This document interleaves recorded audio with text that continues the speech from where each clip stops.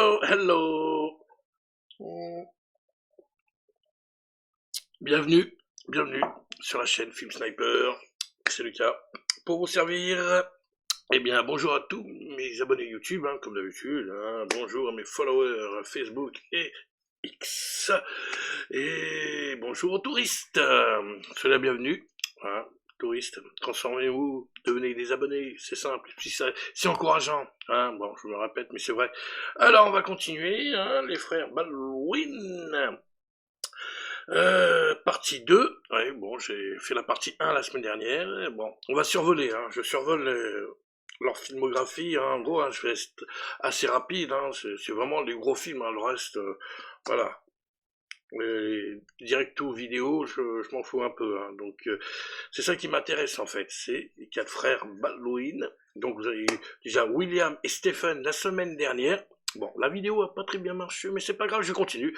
Ce qui est dit, voilà, donc je fais la deuxième partie, même si ça marche pas, c'est pas grave, voilà, je serai allé jusqu'au bout, et donc on va continuer avec nos frères Baldwin, voilà, regardez, ils sont-ils pas beaux, donc il me reste encore Daniel, et ils sont là, au bout, là, hop. Daniel, il est là. Bon, on va pas mon doigt, mais Daniel. Et l'autre, Alec, qui est là. Là, on va être un peu plus long pour Alec, avec son problème, son histoire, là, sur un tournage. Bon, on va parler un tout petit peu, mais bon, ça va être rapide aussi. Donc, on va commencer par Daniel, voilà. Donc, les deux, c'était fait, William et Stephen, c'était fait. C'est fait. Et donc, on commence... Monsieur Daniel Baldwin. Bon, il a un petit peu roulé sa bosse au début, puis après il s'est calmé. Donc le Daniel Baldwin, c'est le 3e de la famille des Baldwin, bien sûr. 1, 2, 3, 4, 5, ils sont 6 dans la famille. Elisabeth Kuchler, je sais pas si on pense comme ça, Kuchler, Alec Baldwin, William Baldwin, Jane Sasso et Stephen Baldwin. Voilà. Pour la famille, et bien sûr, le cousin, je vous le rappelle, j'avais déjà signalé dans la dernière vidéo, Joseph Baldwin. Ouais, il est aussi le cousin, oui, forcément, de Joseph Baldwin. Non, on va pas s'attarder sur lui. Et donc, sa filmographie, au début, il cartonne bien. Et après, fait des petits films. Voilà. J'ai vraiment regardé tout à l'heure, là, j'essaie de trouver des gros réalisateurs. Ouais, au début, il a bien marché, mais bon. Alors, si je vous mets... je serais en train de regarder sa filmographie sur Wikipédia. Si je vous mets ça, vous n'allez pas le croire. Vous n'allez pas le croire. Et même moi, j'ai du mal à le croire. J'ai vérifié, j'ai fait des recherches et tout. J'ai vérifié. C'est vrai.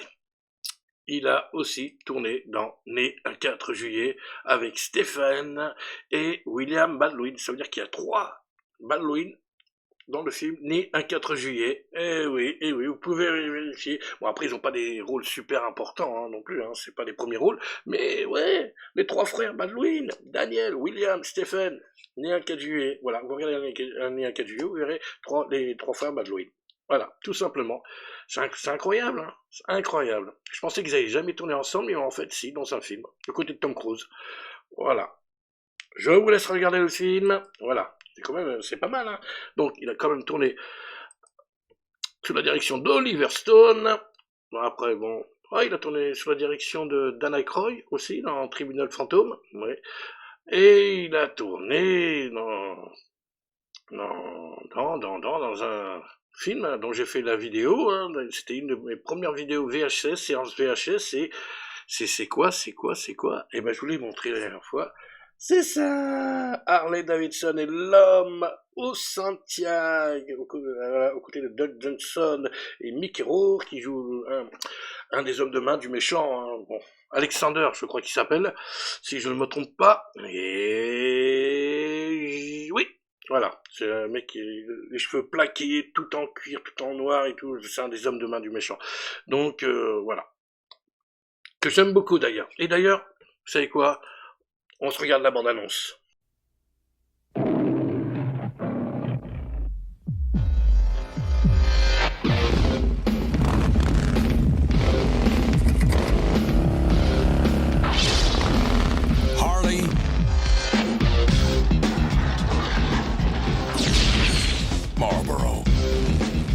want to ride their road, you gotta know the rules. Never play cowboy. School's out, boys. In a room full of Indians. It's better to be dead and cool than alive and uncool. Never go into a bar. I can't watch this. Unless you're willing to get smashed. Getting pretty good up to there. Never ride a Brahma bull. Strap on your seatbelt, get ready to fly. When you can take a bus. Does that look like the work of two-bit hoods? Yeah, pros would have used my keys. Never rob a bank. Get back what's mine and kill these men, okay? Run by bigger crooks than you. Hey man, that's what friendship's all about. Never resist an arresting officer. Okay, cowboy, let's blow off some steam. We gotta talk to the man upstairs. Stand my tail. No problem. Never start at the bottom when you want the man on top. Never dive from the 20th floor. We're gonna jump. I hate you for this, Harley. Unless the pool is full. You guys are a piece of work. Mickey Rourke, Don Johnson, Harley Davidson, and the Marlboro Man. I can't believe you shot me.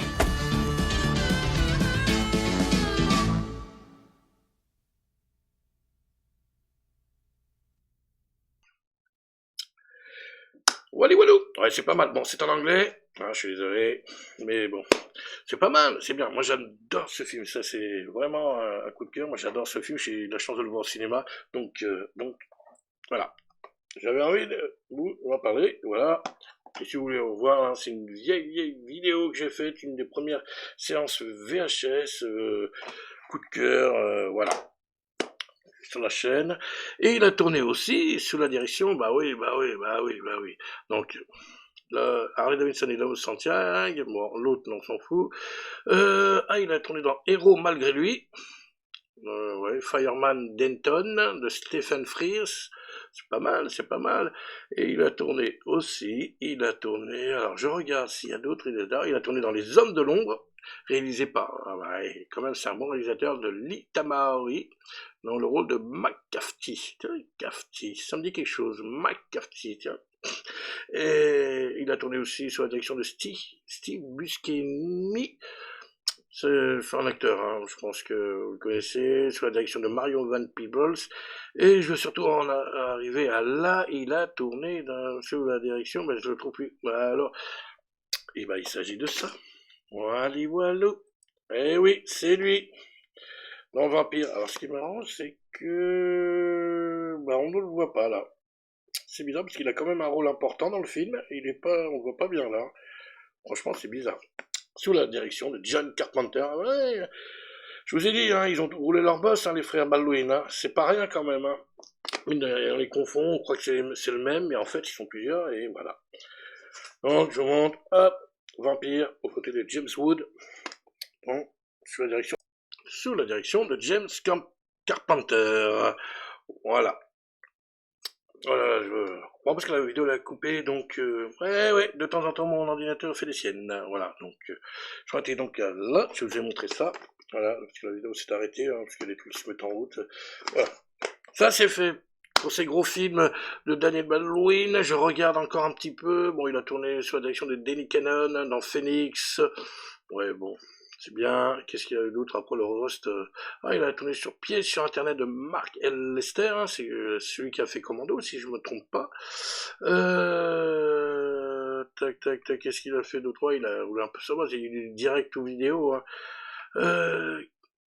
Est-ce que ça... Oui, non, ça me dit rien. Voilà. Qu'est-ce qu'il y a peu d'autre? Je regarde. Il a fait beaucoup de films, mais bon, après, il n'a pas tourné sur les grands réalisateurs. Moi, c'est les grands réalisateurs. Hein.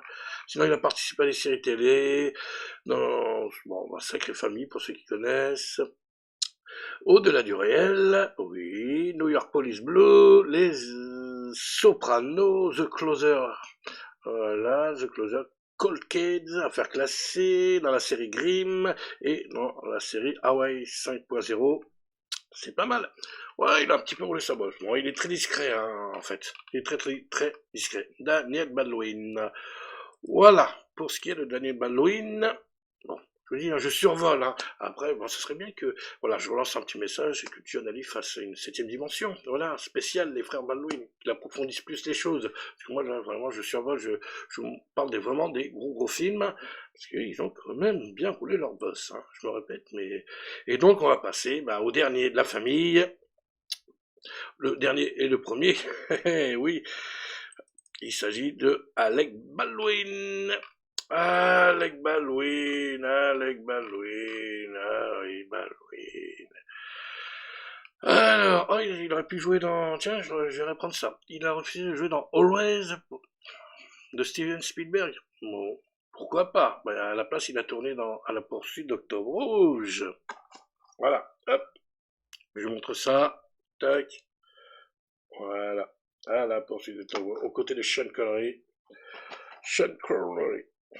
Ouais, c'est pas mal. Et d'ailleurs, si je ne dis pas de bêtises, nous avons la bande-annonce qu'on regarde tout de suite. Les services secrets britanniques ont reçu ces photos il y a 2 jours. C'est l'Octobre Rouge. Tu parles d'un monstre. Le commandant s'appelle Ramius. C'est quoi ces ouvertures? Ce nouveau système permettrait aux sous-marins d'évoluer en silence. Nous allons disputer une partie dangereuse. 7. Une partie d'échecs. 6. Contre notre éternel adversaire. 5. 4. La marine américaine. 3. 2. 1. Top.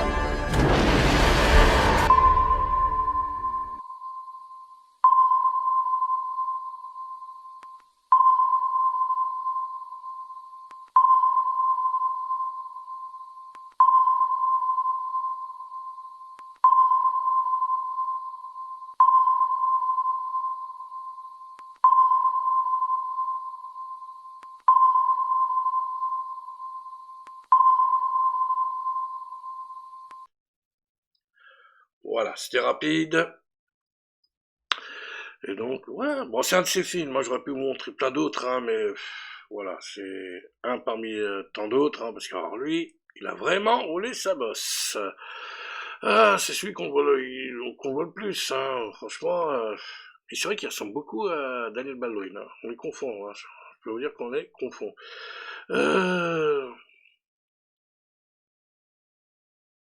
Ah oui, il a tourné dans Star is Born aux côtés de Bradley Cooper et Lady Gaga. C'est pas mal, hein. Oui, il a bien roulé sa bosse, hein, Mister Alec. Alors, ces films, ces gros films. Il a tourné dans Beetlejuice, hein, Tim Burton, hein, excusez-moi du peu. Veuve mais pas trop de Jonathan Demme, pas mal. Working Girl, Mike Nichols, il a généralement des seconds rôles. Hein. Lui aussi, il a tourné sous la direction d'Oliver Stone, mais ce n'est pas Né un 4 juillet, mais Conversation nocturne. Voilà, il a tourné aussi dans Great Balls on Fire, à la poursuite d'Octobre Rouge, comme vous avez pu voir, sous la direction de John McTiernan. Bah oui, allez, oh, mais je vous dis. Alors attendez, c'est pas fini parce que je vais. Ah, lui, il a assuré. Bon, on a pu le voir dans le Code Mercury. Ok, tac. Il a fait aussi du doublage, hein.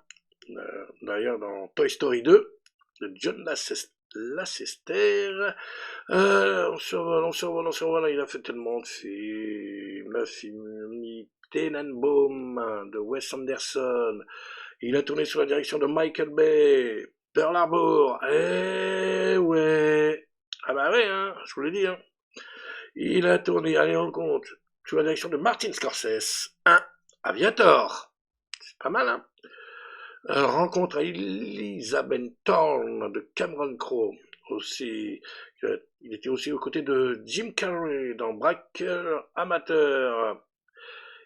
2 pour Martin Scorsese. Les Infiltrés aussi. Eh oui.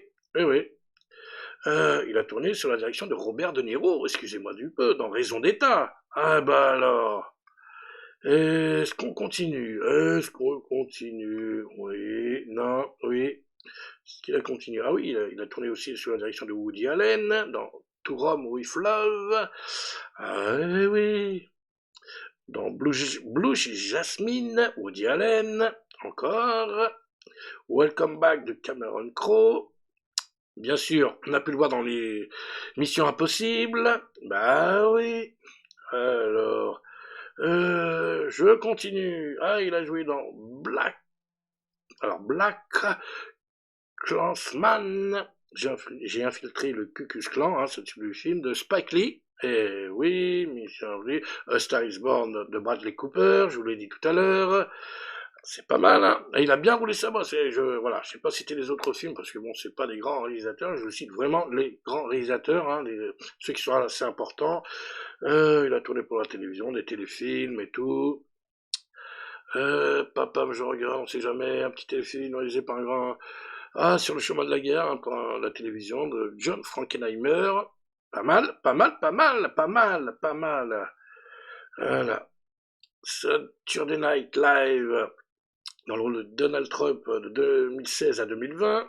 Oui, il imitait Donald Trump, on se rappelle.